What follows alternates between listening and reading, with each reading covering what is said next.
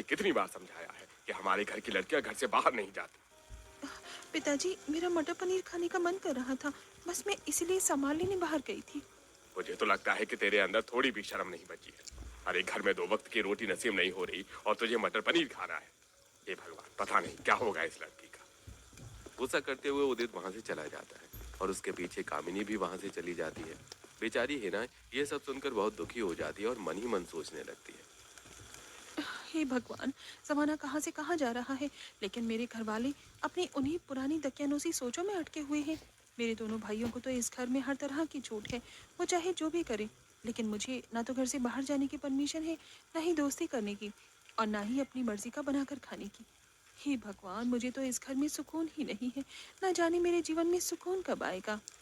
शाम हो जाती है और सभी लोग खाना खाने के लिए बैठ जाते हैं।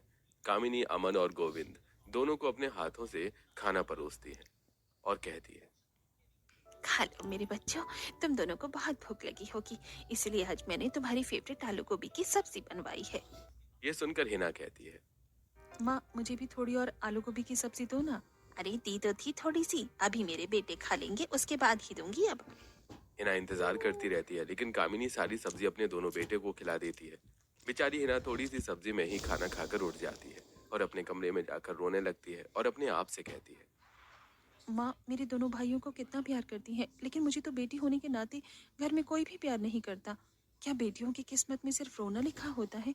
क्या मेरी जिंदगी ऐसे ही सुकून की तलाश में गुजर जाएगी और मुझे सुकून नहीं मिलेगा? ऐसे कुछ दिन बीत जाते हैं। एक दिन हिना के ताऊ जी की बेटी कोमल हिना से मिलने घर आती है। वो अपनी चाची को प्रणाम करती है, फिर कहती है। चाचा जी, हीना कहाँ है? मुझे उससे बात करनी है।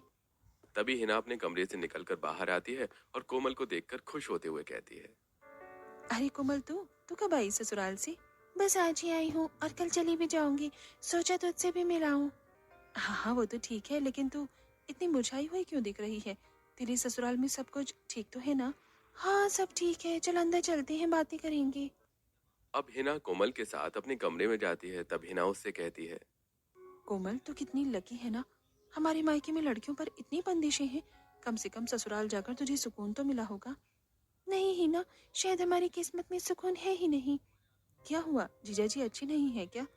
नहीं ही ना, जीजा जी तो अच्छे हैं, लेकिन ससुराल वाले बहुत सारा काम करवाते हैं। मेरे 3 देवर हैं और सबकी अलग अलग फरमाइश है। सारा दिन मैं रसोई में खड़ी रहती हूँ। मैं बहुत थक जाती हूँ और मेरी सास भी मुझ पर मायके से भी ज्यादा पाबंदी लगाती है। कोमल की बात सुनकर हिना मन ही मन सोचती है, हे भगवान, मुझे तो लगता था कि मायके में ना सही, लेकिन ससुराल में तो मुझे सुकून मिल ही जाएगा। पर कोमल की बात सुनकर ऐसा लगता है कि अगर मुझे भी ऐसा ससुराल मिल गया तो मेरे जीवन में कभी सुकून नहीं आ पाएगा। ऐसे कुछ दिन बीत जाते हैं। एक दिन दोपहर में घर का सारा काम निपटाकर टीवी देखने के लिए बैठ जाती है। तभी हिना का बड़ा भाई अमन आता है और उससे कहता है, हिना उठकर जाओ और मेरे कपड़े धो दे। भैया, मैं अभी अभी तो सारा काम करके बैठी हूँ, थक गई हूँ, और वैसे भी आज मुझे कोल्ड है, तो मैं कपड़े कल धो दूंगी। बातें तो ऐसी कर रही है जैसे कहीं की महारानी हो। सर्दी ही तो लगी हुई है। चल जल्दी से उठ और बहाने छोड़कर मेरे कपड़े धो। बेचारी हिना उठकर अमन के कपड़े धोती है। अभी कपड़े धोकर आई थी कि तभी गोविंद कहता है, हिना मुझे ठंड लग रही है, तू जल्दी से मेरे लिए 1 कप गर्मा गर्म चाय बना दे, और हाँ, साथ में थोड़ा सा पोहा भी बना देना। भैया, अभी तो मैंने कपड़े धोए हैं, मैं बहुत थक गई हूँ। बहुत बहाने बनाने लगी है तू। जल्दी से चाय और पोहा बना, मुझसे बकवास मत कर। बेचारी हिना अपने भाई के लिए चाय और पोहा बनाती है और ऐसे ही समय बीत रहा था। एक दिन ताऊ जी घर आते हैं और अपने भाई से बात कर रहे होते हैं।